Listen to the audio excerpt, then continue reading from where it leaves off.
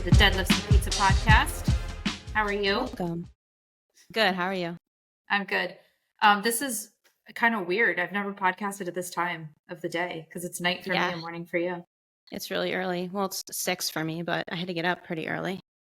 It's 6 a.m. and it's 7 p.m. for me. I just had dinner. It's very odd. Yeah. Did you work out this morning or no? No, I would have had to wake up at I don't know. I'll work out after. Oh, you are going to work out today? Maybe. I don't know. I have a confession. You haven't been working out? No, it's the opposite confession. What's that? I've been working out lower body 3 times a week, getting a head start on my quad growth. You know what? That's fine. I think you need it because you've been away for a while, and I was, worried about all that volume. It's also more so like, I make it sound like I'm getting a head start. I'm not really. I'm trying to reach the start line, like I'm trying to get there, because if we start when we're supposed to start, like I won't be at the start line. I'll be like running like, wait, don't start without me. I need to get just practicing that kind of rhythm, which I guess kind of reminds me that I kind of decided, I'm kind of already talked about this, but I decided how I'm going to do the program. You know how we were talking about how I should do the program, like, because I'm going to be doing Taekwondo a couple days a week as well. Yeah. And the program's going to be a 5-day-a-week program. So I've been kind of practicing what we talked about this week to see like how it felt. So this is, and I mean, I kind of did it last week too, but I didn't make my 3rd day of lower body. So this week I'm trying to get my 3rd day of lower body. And then so I did a lower body workout on Monday. I did a lower body workout today. I had Taekwondo on Tuesday where I did my push-ups, and I was focusing on the 40 push-ups that we do at the end of every Taekwondo. I was focusing on like doing a method that felt a little bit more challenging so that I could get some of that more, because sometimes we'll break it up like 10 regular, 10 narrow, 10 diamond. So kind of trying to do that on my own to kind of challenge myself a little bit more. And then, but I didn't get the pull-ups in. So in order to maintain like the upper body, I was like, oh, I'm going to do pull-ups on those days as well. But like, I'm not going to come home from Taekwondo and then go do pull-ups. Like, I just want to shower and go to bed. So what I did was I threw them in my lower body workout today. So I think that's what I'm going to do. I think I'm going to do lower body 3 days a week and throw pull-ups in at some point. I'm just going to mix them in. And that felt good. And then I'll do the push-ups. But man, my ankles are taking a beating with all of this already. Ankles. My ankles. What are you doing? I think it's just sometimes when I'm not even doing anything heavy, but since I haven't really been using heavy weights consistently since I've been traveling for like 2 months, I think that's why. But when I'm consistent and then I squat really heavy, I'll get like my ankles, I'll wake up in the morning and they feel stiff. Like I walk like an old lady when I first get out of bed. And that's happening now, but I'm not squatting very heavy. But I think it's just from doing those movement patterns so much. And then when I'm in Taekwondo, I'm always bouncing. I'm up on my toes and I'm bouncing and like using my legs a lot. So my ankles have been stiff like every morning. That's weird. So it's just interesting. Yeah. Yeah. Stiff ankles. So yeah, so that's what I'm going to do. Are you going to do lateral raises at all? Or are you just going to forget? Oh yeah. About your shoulders. To be determined. TBD. I think that what I'll be doing will be enough to maintain it. What do you think? Your lateral? I don't know. Your lateral delts don't get hit very hard in a push-up. That's true. I might do that. Yeah, that's why I said that. Yeah. Cool. Thanks. Preach. Mm-hmm. Preach the advice on how to beat you in quantum thickness. And then what do you want to do next? Just our own thing again? Man, you're always doing that. We haven't even started it yet. And you're like, what do we do next? I don't know. That's my brain. That's my brain. I'm like way ahead of time. I don't know. No, I don't want to do necessarily our own thing. I mean, I think it's fine to do that. And if that's how I feel at the time, I think it'll be fine. But this is going to be the first like lift with us thing that we do with the squat. Mm-hmm. So I want to keep that going a couple more cycles. And it's okay if I end up doing something different at some point, but I think I think this program I'm going to get really in it. And I think I'll be looking forward to doing something again after that, but I don't know what it'll be because when will this end? Like November-ish? It's only like 2 months. Yeah, it'll be like beginning of November. November. Yeah, TBD. Lots of TBD today. Ask me in October.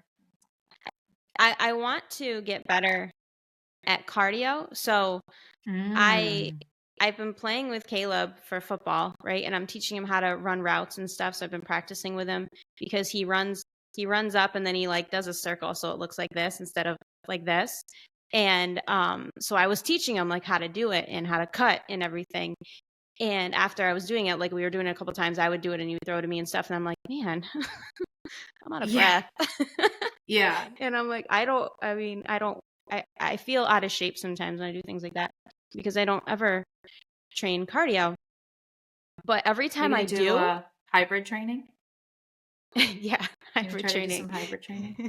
Every time I do some cardio, I'll feel really like shitty.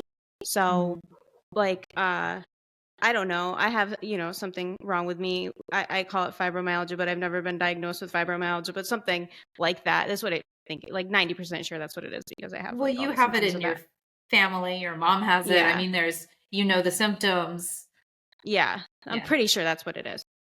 And when you get diagnosed with that, it's just basically when they're like, we don't know what this is. So here you go. Like there's no real test for it anyway. So every time I train for cardio, it'll flare up. My fibromyalgia will flare up, and I'm pretty good about it. Like I don't get flare-ups all the time. I, between lifestyle changes, I've been able to like keep it under control, but stress seems to make it flare up, and something like that always seems to make it, a problem. And so I can't seem to get better at it, and I want to. Like, do you have any suggestions on like what I could do? Did the sprints do that when you were doing sprints? No. So it's more like, because strength training doesn't do it to you either. No. The only time I'll feel that way is if I do really high reps and take short rest periods. Yeah, so I think it has to do with the short rest periods. Yeah. Interesting. Or like a HIIT kind of style. I mean, why not just do that then? Why not just do HIIT style cardio? No, that bothers me too, I'm saying. Oh, it bothers you. Yeah. But sprinting doesn't, I think, because it's like a really short time and a long rest. So then I think that's what you need to do. That's what I should do. That would probably still improve it a little bit, right? Yeah. And I don't know because I was going to say, my next sentence was going to be something like, I don't know if you can improve your cardiovascular endurance, but maybe you could. You just have to go much slower than somebody else would. Yeah. Like, even though you're fit enough to handle, however many minutes, like you have to not, and maybe go really, really slow, and maybe you'd be able to build that up. Yeah, maybe. Because that was something I thought too. So, anytime I go do something, I don't do things like, I don't ease into things. I'm like, oh, I'm just going to go, whatever. I haven't, ran in forever, but I'm just going to go run. But the last time I did it, I was like, okay, I'm not going to do that. I'm going to take it slow. And I did that and I was fine. And then, but it like builds up, and eventually I was like, crap. And then when it happens too, when I get like a flare up, it won't just be like a day. It'll be like weeks that I have to deal with it. So I don't want to, I try to avoid it at all costs. Exactly. So yeah, something I really want, because I feel like that would be something that would be fun for us to compete with, because I'm not good at that. And I like the idea of actually a challenge, Mm-hmm. Yeah, good one. It wouldn't be much of a challenge. I feel like I'm already ahead of you. What do you mean? Like, could you, in cardiovascular, I feel like I could run 3 miles right now. Yeah, that's what I'm saying. Like, for me, it would be a really big challenge. I think that I'm too far ahead of you for it to even be a challenge. I think you can't see me. I don't think that's true. I've ran too far away. If you give me enough time, I'll catch up. Okay, so this is an official challenge. You're getting aggravated. Yeah, don't talk to me that way, And then don't challenge me like that. the high intensity of it's interesting. Sometimes I feel like I don't have that great endurance, or that I feel like out of shape. And then I'll go to Taekwondo and I see how other people are. I'm like, man, I'm awesome. Yeah. Like, Yeah. I'm good. Yeah. I bet you that helps a lot too. So you are way ahead of me. I think sometimes strength helps with that too, just because, every time you kick, you're a little bit stronger than everybody else. So it takes a little while to get tired. Do you know what I'm saying? I actually think strength helps with endurance. Like if you're running, if your legs are stronger, it's every like step that you take is less energy required to do that. Yeah, it's got more power behind it. Yeah. It's like bicycling on a higher like gear. Yeah. So you put more power behind every pedal, but it's spinning slower. Yeah. Anyway, you want to talk about myths? Myths, yeah. Myths. Let's do it. You got your myths ready? I got my myths. Do you want me to go first? Or do you want to go first? Laura texted me and said to what if we each do 2 myths? And I thought that was a great topic. And I briefly was concerned about what if we have the same myths? I was just thinking that too. I know the first one we probably won't. I don't think we're going to. I don't think either of mine that you're going to say. Okay. And it's not that they're that outlandish. They're not in the most insanely common ones. Okay. The first one I have, okay. The second one is very common, but people that, we'll get into it. I'll talk about that. Okay. All right. So the first one is, do you remember when this was a thing, when people would say that post-workout, anything over 25 grams of protein was just a waste? Like 25 grams of protein was optimal, and anything over that your body would just not absorb and not use. Oh yeah, that's still, you're talking about remember when? Like, yesterday, 2 hours ago when I saw that online. Yeah. Which is like logically doesn't make a lot of sense. But I researched it and found like the timeline. So back in 2009, there was a study, and they did this study on they tested 0 grams, I think it was 5 grams, 10 grams, and 20 grams, and then 40 grams post-workout. So this was, I think, the first one like done on this.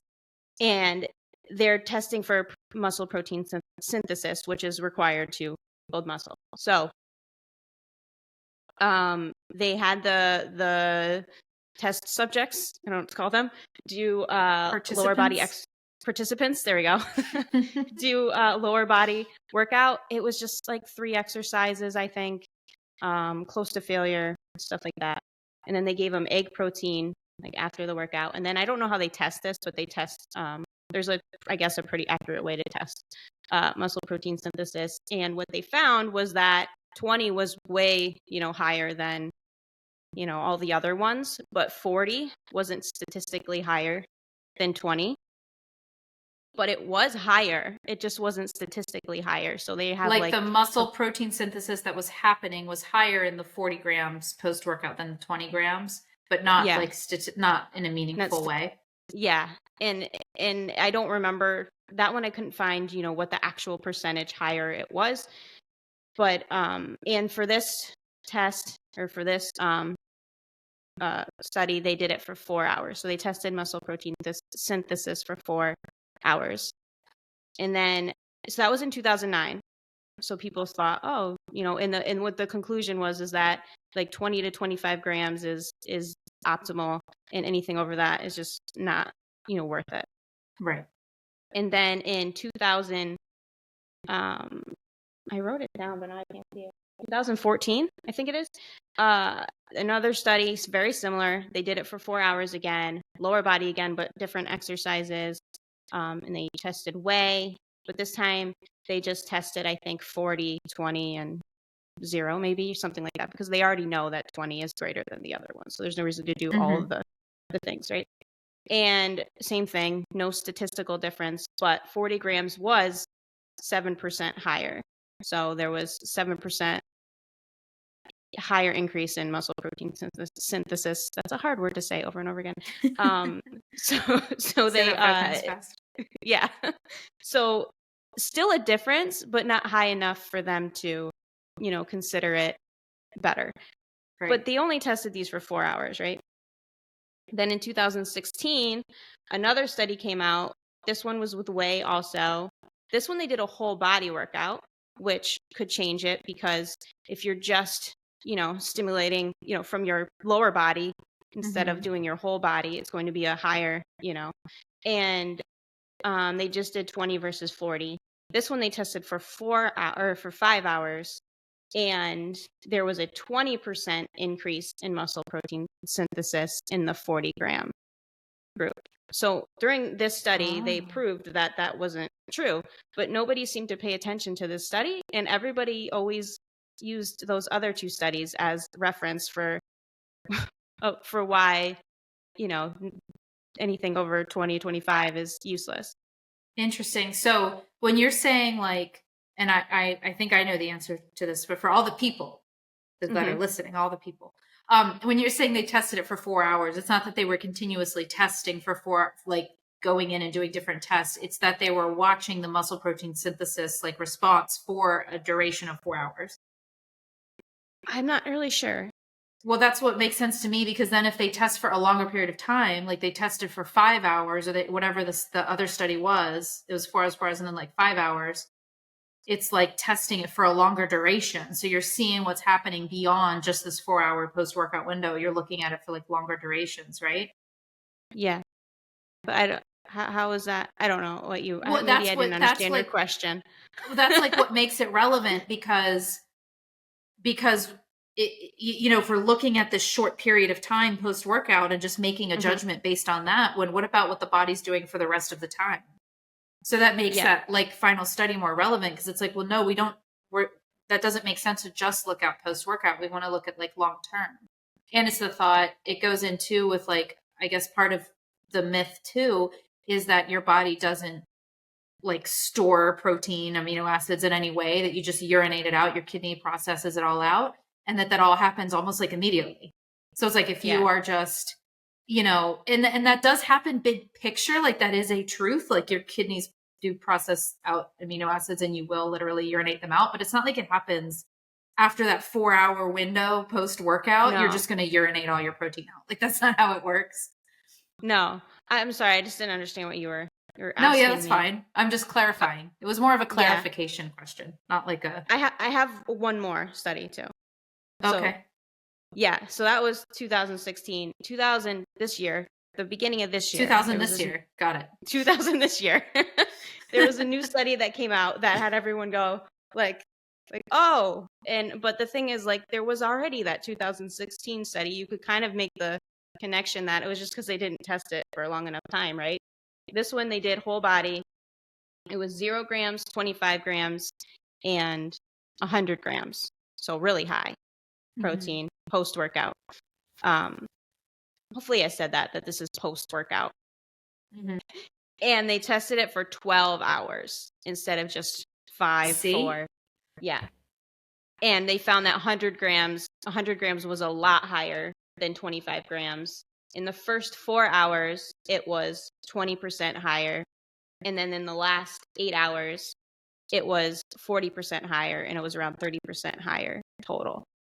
And so the conclusion of the study was that there is no limit, which I think there's a limit, but it's probably really high. It's not like you just don't absorb it and pee it all out. Yeah, most people are not reaching that limit. Especially when the questions that I usually see are like, oh, I'm having 30, I want to have, this thing that's going to be 50 grams of protein, but I heard that your body only absorbs 30. So is it pointless to even have it? I was like, that's not accurate. And really, like, how stupid, like, if that was true, like somebody who needs like 200 grams of protein a day, like a large man, like how often is he going to have to eat protein? Yeah. Because if he can't have more than 20, he's going to have to eat it 10 times a day. Yep. That's stupid. Yeah. Yeah, that's a good one. So myth number 1, your body can't absorb more than 20 to 30 grams of protein in a sitting. Yes. You don't need to worry about it. Is it No. more optimal to spread out your protein grams throughout the day? Yes. Yes. But or is your body just going to straight up not absorb anything past 30 grams? No. No. So that was a good one. Mm-hmm. It kind of goes into my next one, actually. All right. Or my first one, not my next one. I guess myth number 2 is that nutrition advice is always changing. And I feel like this is one of those things, like people, like the consumer, so, people that are out there trying to figure out what they're supposed to be doing, in their eyes, nutrition advice is always changing. But the reality is the nutrition foundations have never really changed since like the 1970s, when we first discovered a lot of important things like saturated fat, the benefits of whole foods, and all these things. Like nothing has really changed from that. And I have this analogy in my mind. It's more so like, because all of these things that people see as nutrition advice is always changing. So whether we're talking about insulin is, responsible for people being overweight, or cortisol is the big thing, is responsible, or, hormones in general, or it's carbs, or you need to do this, XYZ, fasting, whatever the thing is, each thing actually has a root of truth. It's not that they're just completely fabricated. And it's kind of like what you were just saying. There is a root of truth actually to this whole, like, your body can only absorb a certain amount of protein at one time. But the root of truth is just so, it's like, and this is why this analogy I have is that it's kind of like, I heard somebody else say this on a podcast. It's like there's a room and all of the nutritional advice and all of the nutritional research is in this room, but the lights are off. And the people who are trying to teach the consumer or whatever, or trying to learn something, they go into the room with a flashlight. And like whatever their flashlight lands on, that's what they turn out and walk up and tell everybody, like, oh, this is what, is in the room or whatever. When in reality, if you just turn the lights on, like, you've got so much more information. But when you've got one person holding the flashlight in this corner, another person holding a flashlight over in this corner, and the other person holding a flashlight up at the ceiling, everybody's coming with these small bits of information that are based in these seeds of truth. And therefore, since they are based in a seed of truth, you can find research to, quote unquote, support your claim. But really, it's just supporting your bias most of the time, because you cherry pick naturally, kind of like the, whatever. And so then it makes it feel like there's all of this, and there is confusing nutrition advice, but the reality is the foundations haven't really changed. It's eat food, mostly whole foods, not too much of it, and exercise. And that's not nutrition, but you know what I mean? Yeah. Yeah, what do you think of that? True. When you first said that, I was like, is it? But yeah, no, that makes sense. Because I think they're constantly finding new things, but nothing groundbreaking that's like, you should change everything because of this. Like, all of a sudden carbs are bad, or all that. We're constantly building on the foundations of like nutritional, like, knowledge and science and research. And so new research comes out. But that, in my mind, that really just makes the picture a little bit more clear. Like, we start out with kind of a fuzzy picture, and every time we learn more, it makes the picture more clear, or it gives us more optimal paths to take in nutrition, right? So, I mean, even to simplify it, like, really, really dumb it down, like, oh, we discover that fruit has fiber, like fiber is good for us. So we start to eat fruit, but then we discover that berries actually have a higher amount of fiber. So, okay, we can optimize a little bit by choosing a lot of berries. And then we even narrow it down more. Wow, look at raspberries actually have the most. So we're just kind of narrowing it a little bit more and giving people a more optimal path to choose if they want. But the basis of like fruit has fiber is still very valid. And if you just stay on that tier, you're good. You don't necessarily have to go down all these optimizing pathways unless you want to. But then we have little bits of cherry picked things that then are exacerbated in these totally new pathways. And people find themselves on those pathways before ever having actually visited the foundational building. They're on this weird pathway in the woods that somehow is connected to the anti-nutrients in a tomato, and you're like, how'd you get there? Did you even visit like the main museum, or did you just go straight to like the wooded pathway over yonder? Yeah. And that fiber, there's people that say fiber is bad. Oh, yeah, don't get me started. Yeah. It's just, you can't digest it. So, or absorb it or whatever. That's your body telling you that it's not to be consumed. Yeah. Okay. It's fine. Awesome. I like that one. Cool. All right. You better. My second one is very, I mean, everybody, not everybody, but I bet you most of the people that listen to this know this. But I feel like in the real world, it's still a thing that people, because I've trained people in person and almost every single one says this to me, and they'll say, I just don't want to get bulky. I knew it. I was waiting. And before we even, when we were just like chit chatting about like, I wonder if we have the same ones. I was like, one of us is going to mention women getting bulky from strength training. Yeah. And we know that that's not how that works. And the thing about, I don't want to lift really heavy because I don't want to get bulky. The funny thing is, the heavier you lift, if you get really, really heavy, you're not even going to build a ton of muscle by lifting too heavy, if you do like 1 to 3 reps. So it's not something to be worried about unless you're a genetic weirdo. And even if you did accidentally, accidentally we built too much muscle or whatever, you just stop lifting and it goes away. It's not going to stick around. It's not that big of a deal. And I'm telling you, it's not going to accidentally happen. People train for years and years. I wish it was that easy, Yeah. So you're not going to get bulky. Easy. Yeah. And you don't need to do, tons of reps, short rest periods to tone your muscles. Toning is just building muscle and losing fat. Yeah. Right. Right. Yeah, I have had. Go ahead. I just wonder what people think are happening. Like what people think is happening. I mean, when you are doing that, like if you're going to do, more reps, shorter rest periods to tone, what do you think is happening? If you're not like, you're going to just build a little bit of muscle? Like what do they think is happening? Because you either build muscle or you don't. Right. I think that if you were to sit down and have this logical conversation with somebody, it's like motivational interviewing. You would never actually have to tell this person anything. You could just ask a series of questions. How? Why? Well, what do you think? And I think that person would eventually come around to realize, oh, it's just building muscle, right? Like I think most people have the intelligence to like kind of understand that. But I think that they're not thinking about it that deeply, right? And I also think that it's kind of mixed in with the myth that you can spot reduce. So people thinking like, oh, if I do, so people generally think the heavier I lift and the more hard I work, that in my mind, I'm associating that with somebody who has a lot of big muscles.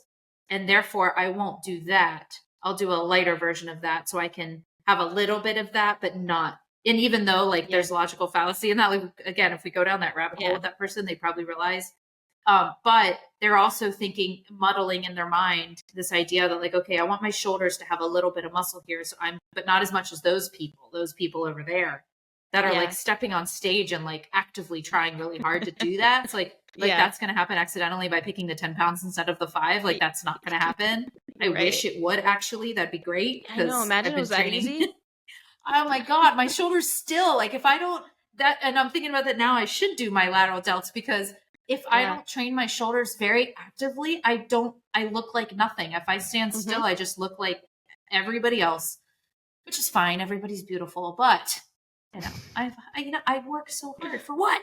But the point is, I think people are also thinking, oh, and then if I lift my shoulders a lot, I'll lose fat in my shoulders. And then, you'll be able to see the muscle more. So I think it's a kind of a couple of muddled things all in one. Yeah, that makes sense. Yeah.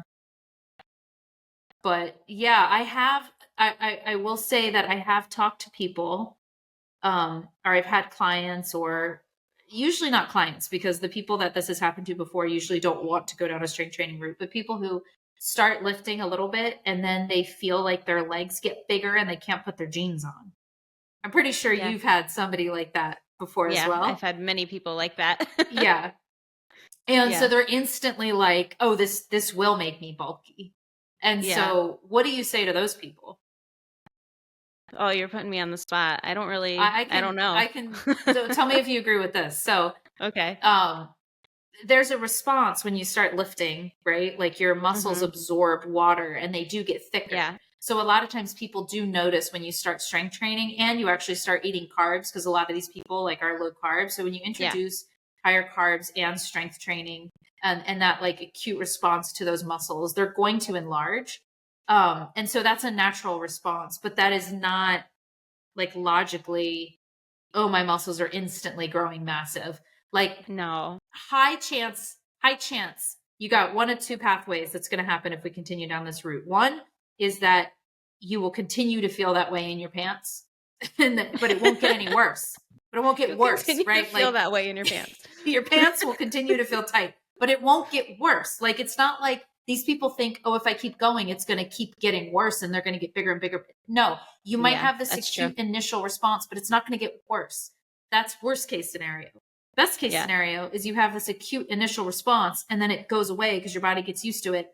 And then maybe you actually do start burning a little body fat and building muscle. And so even though your pants are fitting the same, you're actually feeling better about the way you look. So worst case scenario, just keep going. It's not going to get worse. So you're just going to continue to expand. Yeah. Right? Yeah. Yeah. Especially like you said, especially if you start eating more carbs. For every gram of carb, it's like you store 3 grams of water for every gram of carb that you store in your muscles. So it's a lot. It adds up. And then there are the people, like I have a friend who just do put on muscle really easily, and she's a very fit person. She's very active and she does the higher reps, lighter weight, like Beachbody style workouts, but she's experimented with the heavier stuff and she has pretty good form and she kind of knows what she's doing. But she's like, I do just build muscle and I don't like the way my body looks with muscle. She prefers to be like not looking like that, right? That's her preference and that's totally fine. But she actually had her hormone levels tested and her testosterone is naturally really high. So she's like, this makes sense.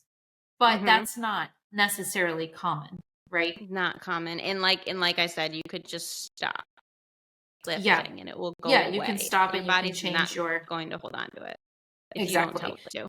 And there is still a level of resistance training and strength training that you can and should do for optimal health and like longevity that will not be enough volume to add on just like slabs and slabs of muscle, but will be like a net benefit in terms of longevity and health and all the things that we want you to be strength training for anyway. You can still get those. So like this friend in particular, she still strength trains and she gets those benefits, but she doesn't push the limit of like more hypertrophy. So she's not actually building a lot of muscle because she just doesn't like the way that feels for her. So, and bonus myth is that if you do lose muscle, it doesn't turn to fat. I think some people think that if they do stop training and they build this muscle, that it will convert to fat. That doesn't happen either. Well, bonus myth again is that the opposite of people thinking that their fat can turn into muscle. Which that would be cool.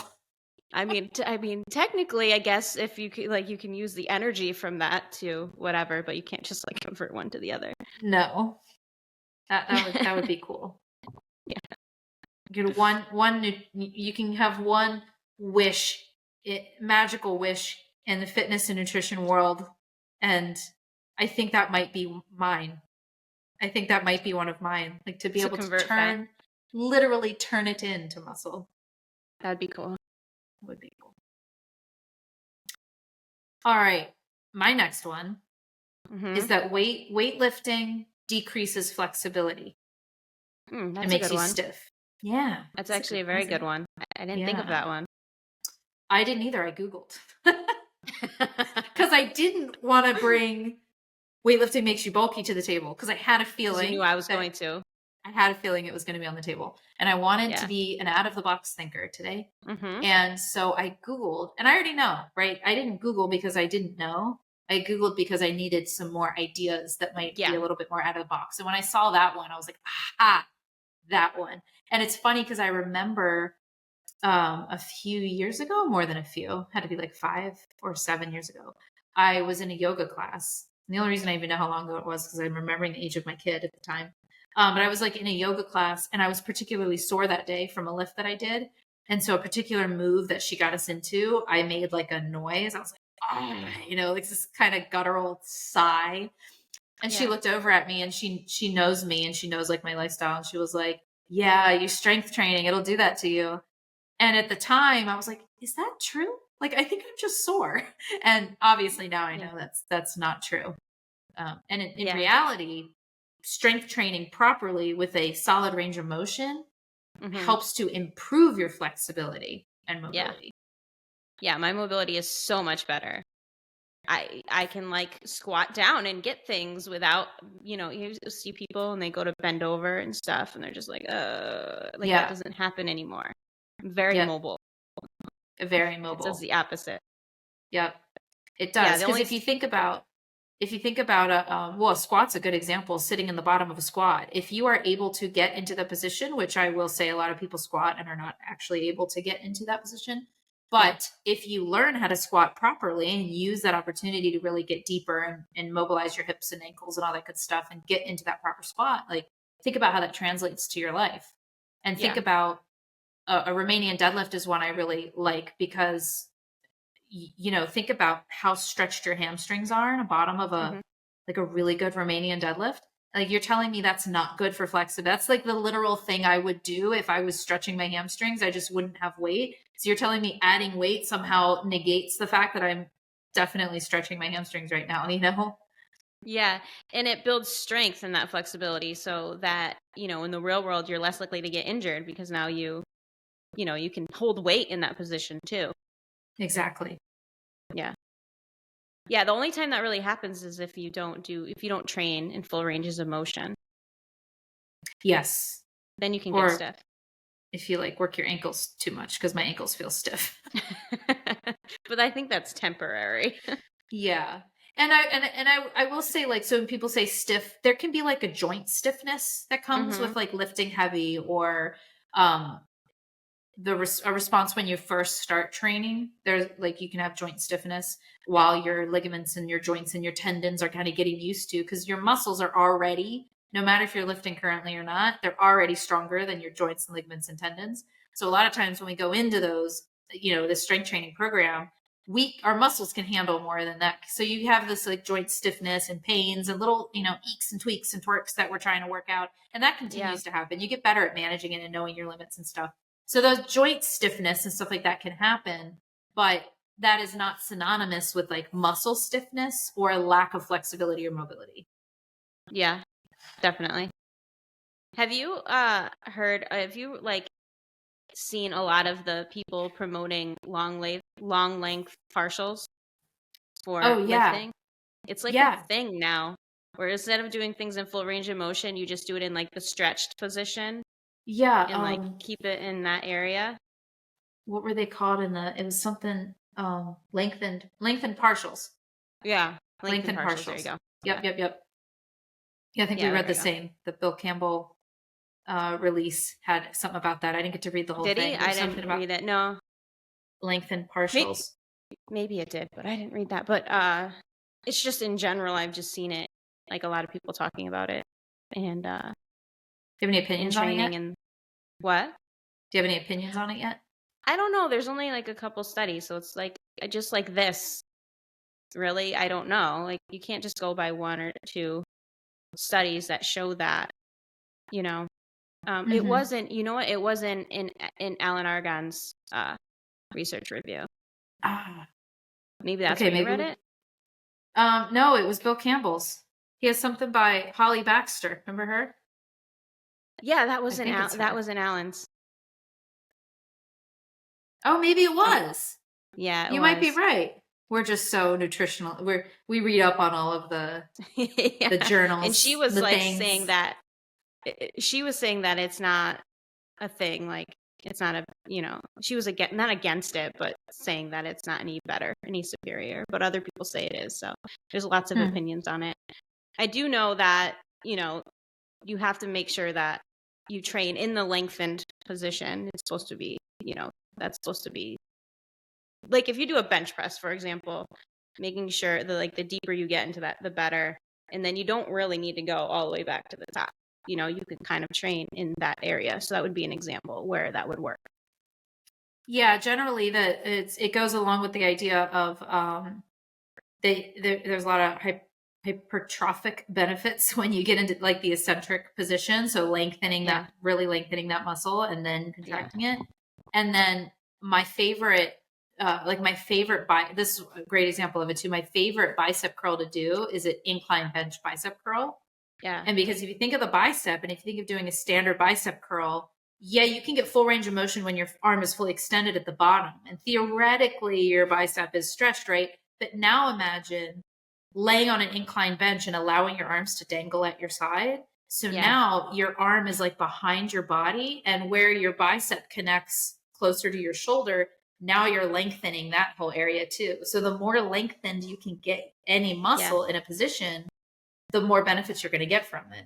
So like you could just skip all bicep curls from now on and do incline bench bicep curls and get all benefits from it. Yeah. Or the cable ones. You could do it with the cable too. Oh yeah, when you can get real stretched out on the cable. Mm-hmm. Yeah, like those ones too. Yeah. Exactly. That was my other example. And that's anytime where you train it mostly in the stretched position is like superior. Yeah. I miss not having constant access to cable machines. When I have like a badass home gym, I think I want to get like a legit, I have one of those little attachments for my cage, but I want to get like a legit cable machine. Yeah. Probably thousands of dollars. Too. Yeah. I have one of the ones that it's like hung from the ceiling, and it, has a little pulley system. Yeah, it has a little pulley, and I can only and I have to put my weights on the thing, like my you have to stack them. You have to stack your words. My plates. I couldn't think of the word plates. I said words left me. Words left my brain. But I only have a pulley on the top and the bottom, so I can do things from the top and the bottom, but I can't, adjust it in between. So, well, I can only do it from the top. So, yeah, doing it from the bottom now. Now I have so many more options. I was excited because before I could just do like a lat pull down and tricep, yeah. But now I can do like glute kickbacks and, all different kinds of things and in those curls. Lots of leg stuff. Yeah, because I have like an ankle attachment. I can feel the tingles coming of me wanting to get back into a public gym. So I go through these. Yeah. I go through these phases where I really appreciate the convenience of my home gym and the time that I can cut out basically a half an hour. Like my workout can either be an hour and a half in my calendar with 15 minutes on each end for driving to the gym, or my workout can be a literal hour and I get 30 minutes back. So like that's where I'm at right now. But like I can feel the tingles of like the next phase coming. Like I bet you by the time we start the boot camp, I'm going to be like, all right, I'm in the gym, going back into the gym. Because I just really like being in the gym. I like having access to all the stuff. I like knowing that like as soon as I cross that threshold, my mind is solely on the work I need to get done in the gym. It's not on laundry. It's not on, let me sit down real quick and finish working on this article during my rest period. Like it's not any of that. I'm in the gym and everybody else around me is doing the same stuff or like has the same mindset. I like it. I'm able to tune that all out, I think, because, well, one, I'm in like, I'm kind of have my gym separate, than everything else. My computer and stuff is like, my office is in here, but I don't, And I think because I do it first thing in the morning. So that helps. Yeah. We have a little bit of time. Did you have anything else that you want to discuss? I don't like having 4 myths because I don't like the number 4. So I would like to add a 5th, just so the title can be like 5 myths, because 4 does not sound good. Okay. So I don't know if you have another one. I do technically have another one. Do you have another one? I have a thought. I didn't really research it or anything. Okay. What's the thought? Ice baths, like. Oh, that's a good one. Cold plunges, because that help recovery when really don't do that. It's going to blunt the response because it will blunt the muscle building response. So it might help you technically recover, but then it's like, why did you work out in the first place? Yeah, we don't necessarily want help recovery. No. when you're strength training, you're no. Let my body handle this because it needs to suffer. Because if it doesn't suffer, it won't grow. That's a good That's why point. I have a weird thing about ibuprofen. I'm like, I won't take ibuprofen if I've worked out any time recently. Really? I don't want. Yeah, because it lowers inflammation, which might blunt that response. Yeah, I never thought about that. I wonder if it does. I would like to see a randomized control trial of trained. I think it does.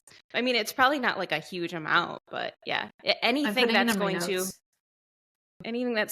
I want it to be as optimal as possible. I don't want to. Yeah. Let me get nice and inflamed. Yes. Nice and stiff. I just want to lay there inflamed and red and in pain and just let my body grow. But there's other myths about that too, that it burns a lot of calories, and that one guy, I don't say people's names. Billy? But no. Is it Billy? Okay. No. No, but it ends Metal Henselman or whatever? No. Henselman? No? Oh. No. You guys can go look up all these guys that we apparently don't like. Don't dislike you. I don't agree with you. Well, all right, I'll say his name. He's a bigger guy that a lot of people follow. So it's Gary Brecka, his name is. Oh, I don't know who that is. He's very popular with like the Fringe, like all those things that it's like he's friends with Paul Saladino. They they talk a lot. So it's those And I heard him on a podcast once. And my brother follows him and likes him and whatever. So I was like, I want to see, what he says. I always try to give people a chance. Like maybe he does have some good stuff. And at the beginning of the podcast, I was like, okay, like everything he was saying was fine. But then he got to certain things like ice baths or cold plunges or whatever. And he was saying something like, nothing will strip fat off your body faster than getting into a than getting into an ice bath. My gosh. And I'm like, excuse me, what? And then he was saying he contradicted himself, and normal people probably don't like pick up on this stuff, but I like totally picked up on him being very contradictory, because he said that something about, well, one is that you have to get your body temperature back up to normal, so that's one reason you burn a lot of calories, but the other was that you create brown fat, which is more metabolically active, but I don't think brown fat is any more metabolically active than muscle. So I don't think that makes sense. And that I think you need to, everybody's ultimate health goal. Go get more brown fat. Don't worry about muscle. Just get more brown fat. Brown fat. And for you to create brown fat, you have to be like in cold weather or whatever for a really long time. It's not like you're just going to get into an ice bath and come out and you're, whatever. And then he was saying the goal isn't to get your body to adapt. It's just to shock your body. So get in there real quick and then come out. And I'm like, you just contradicted yourself, because the creating brown fat would be an adaptation that your body is, in response to the cold. So if you're saying that, you're not, that's not the goal, then don't even bring it up in the first place. And he was just I was like, I can't. I feel like obviously he sells this stuff, Oh, of course. I was going to say, if only that were true, like that nothing strips fat. I feel like you said that a couple times, like, man, that'd be cool if that was true. Yeah. Right? If these myths were true, imagine all you had to do was go in cold water for a couple minutes and you're like, I just burned 1,000 calories. Yeah. I mean, why is Wegovy even a thing? Like, why is Ozempic even out if that's all we had to do this whole time? Yeah. Cold plunges are good for recovery from like endurance training. So if you're going running, because of that idea of it, like reducing inflammation, I know that's at least part of it, because you want that. If you if you go run a marathon, that's a positive thing. You want to help you recover from that. But in terms of strength training in particular, you don't need help from the, that inflammation. Like you said, it blunts it. So I don't know, like I'm curious. I would like to actually see, and I don't think this exists, but like I would like to actually see the actual difference between you have groups of people doing the same training program and eating like the same calories, but one group is cold plunging after every workout. I would like to see the actual difference. They might have studies on that because people have referenced it before that it, that's what it does. So I don't think people would talk about it as much if there wasn't studies to back that up. But I would like to know the difference. Like we know that it the stunts actual difference. Like we know that it stunts like inflammation response, muscle protein synthesis. We know that it kind of stunts all that, but I would like to see the difference because my opinion, without actually knowing, my I guess educated opinion, is that if somebody enjoys cold showers and cold plunges, and one of the reasons somebody might enjoy it is because it actually does have benefits of reducing anxiety. And I kind of toyed around with it a little bit, so I can definitely see how that is helpful. The way that it raises your breathing rate, and then how you are forced to kind of slow that down, and the effects that has after. So there's people that like it for the mental health benefits, whatever, all this stuff too. I've even seen people shoving their face in a bowl of ice and being like, if you can't do a cold plunge, do this. I'm like, I don't think that's the same. You're just holding your breath in icy water. You're not actually, but okay.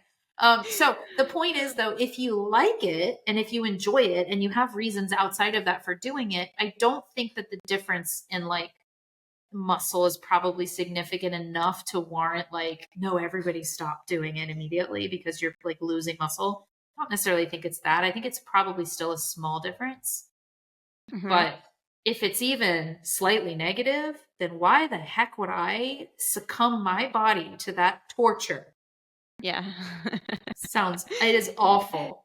Yeah, some people like it. They say, for like you said, mental health benefits, or they say it energizes them first thing in the morning.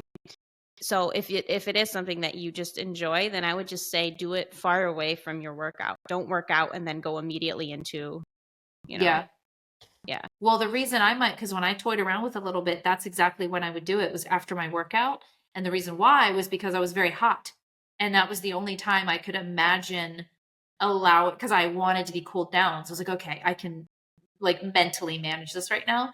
Any other time of the day, like, no way. I'm not going to get cold. I'm already cold. I'm constantly cold. The only time I'm hot is like after a workout. Okay, now I can be a little cold. The other time I feel like it, like an athlete who just played in a game or something and they need to recover from that, I think that that could be a time where you could use it. Because it's actually going to help you recover. Ice baths are not overall a bad or negative thing, like big picture. No, it's just not going to strip your fat off your body faster than anything else. It's not magical. It might be slightly beneficial for certain types of recovery or mental health benefits. It is negative in terms of building muscle and strength training. So you probably should not do an ice bath if you're looking for. No. Yeah. You should look up Gary Brecka. It's some fun stuff in there. Very few things does he say that I'm like, oh, that makes sense. Like most of it's like, what? And he says people it like with extreme people. Yeah, and he says it with such confidence in such like, this is true, that people believe him. Is he that guy that's always on stage like this? I think I know who you're talking about. I think I know who you're talking about. Actually, no. I just didn't recognize his name, but now I think I know who you're talking about. All right, good pod. All right. See you next week. Bye.